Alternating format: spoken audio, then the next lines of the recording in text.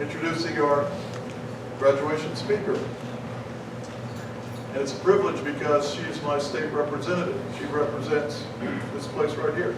So this is the 199th House District. Our speaker, Representative Barb Gleim, has a breadth of experience, and one of those breadths will be very pertinent to why she's speaking with us today. She's been active in business, corporate level, farming, small businesses with an excavation company connected with her husband's family. She's worked for larger corporations, and now she's committed to farming. The Cumberland Valley here, the main business we have is agriculture. That's her business background and her career background, but there's another aspect to Representative Gleim's past which is germane to what we're about. She has also been very engaged in education. She's been a school board member of a nearby school board for 8 years, and now in her role in the House of Representatives, she is on the House Education Committee as the chairman of the subcommittee on basic education. So this is somebody who has had a burden for education. She's also actively engaged in the legislature, proposing legislation addressing education. The keynote piece that she's worked on over the last period of time is House Bill 972. This House bill is about gender justice.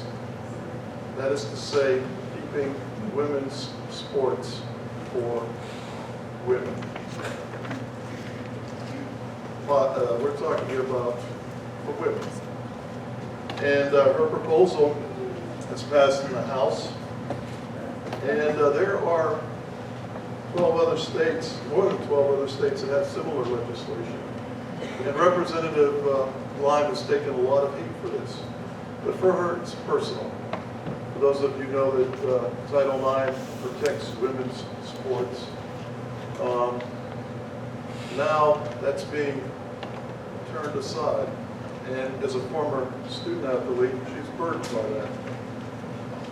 So she did something about it. She wrote legislation. She is the prime sponsor of that legislation.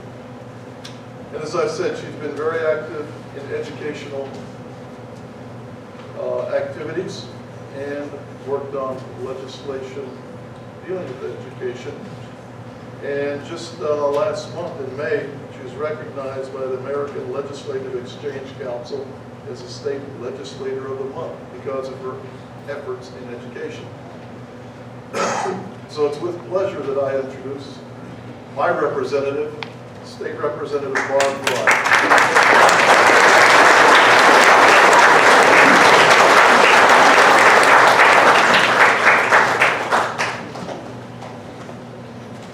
Thank you all for having me here. I'm very humbled and happy to be asked to speak at such an important event in your lives.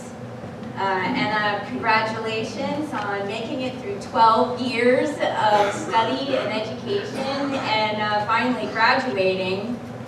It's no small feat. I was taught at an early age that education was the key to success. And in what form that education takes is secondary in my view. My father was a teacher. Sadly, he was killed when I was 15, and life was not easy after that. And as you can imagine, we didn't have online learning back then. So I'm dating myself. I would have liked homeschooling and online as an option, and I look forward to helping anybody that needs options in education. Clearly an advocate for that. What is evident from my experience is the foundation you have established so far in your life will carry on through your future endeavors. Data proves that your homeschool education is well-rounded, and most likely you are critical thinkers. You score higher on exams than public school kids on average, and you are innovative. There was a time in our history where the United States was #1 in innovation, which is why a lot of Asian areas would come to the United States for schooling, because even though they scored well, they were not innovative. And one thing that you need to understand in the United States is, especially in countries like China, is they don't educate everybody. All right? In the United States, we educate everybody, no matter who they are. And in my opinion, countries like China miss out. I mean, I have so many examples of students that I know of who didn't even finish school, who went on to be engineers for Boeing, okay? Because they learned from home those skills. So I'm a huge proponent of homeschooling or any kind of schooling for all students in the United States. Now, I don't know if you're aware, but in Pennsylvania, we are one of the most regulated states in the nation for homeschooling. And so you should thank your teachers and your parents for everything that they had to go through in this state to get you through to graduations. At the House of Representatives, we are trying very hard to break down those barriers, especially to public access. So I'm going to just give you some other things that I've done in the legislation other than the Women in Sports bill. And, you know, I really try to emphasize to classes that are graduating to please learn how to agree to disagree with people, because obviously not everybody agrees with all the legislation that you put forth. But I also have something that's called the First in Math program, and you're going to probably hear about that. So I have cobbled together some advocates, $15 million over 5 years to put a math program online at the Department of Education for anybody who wants to use it. Anybody, whether that is homeschooling, whether that's private school, whether that's cyber, whether that's public, anybody. And that's equity. That is equity. When you have education that is available to anybody that wants to use it. I also have a bill that gives homeschoolers access to CTEs, but also helps put that onto your transcript with ease, so you don't have to fight to get those certifications on your transcript. I also have an anti-indoctrination bill, which is the bill that actually I took to the American Legislative Exchange Commission, which is a national exchange. But basically that just says it helps everybody agree. Like, you have a lot of parents coming to school board meetings right now that are not happy with some of the curriculum or that's being taught there, and then they can take that curriculum and show it to the school board, and then it goes through a review process. That's all it is. The first edition of my legislative newsletter that I wrote to my constituents, I call it the Barb Wire, highlighted my philosophy on education. And that is, it's not how smart you are that matters. It's how you are smart. Homeschooling allows you to pursue a special interest with vigor, and it sets you up to succeed. Whether you are the best plumber or you're the best attorney, for example, you are smart in that subject, and you will find success when you have that passion. In the House of Representatives, just in the Republican side, because that's where I sit, we have 3 members that are homeschooled. And I have to tell you that they are leaders, and they are knowledgeable. Homeschooling is on the rise, and we need more students every day taking this route of learning. Less emphasis on testing and more emphasis on subject matter makes a difference. I know you all will do well going forward, but I want to highlight just 3 things that your educational foundation has set you up to also do, whether you know it or not. How many of you have seen the movie The Magnificent Seven? Okay?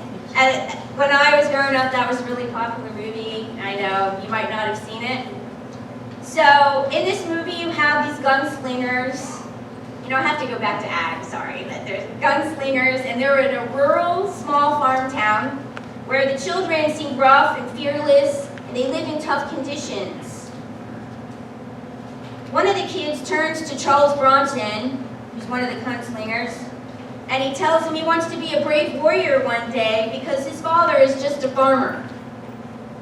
Charles Bronson turns to this kid and says, carrying a gun doesn't make a man, but carrying responsibility would make you a man. He tells the kid that his parents are truly brave. They cared for their families.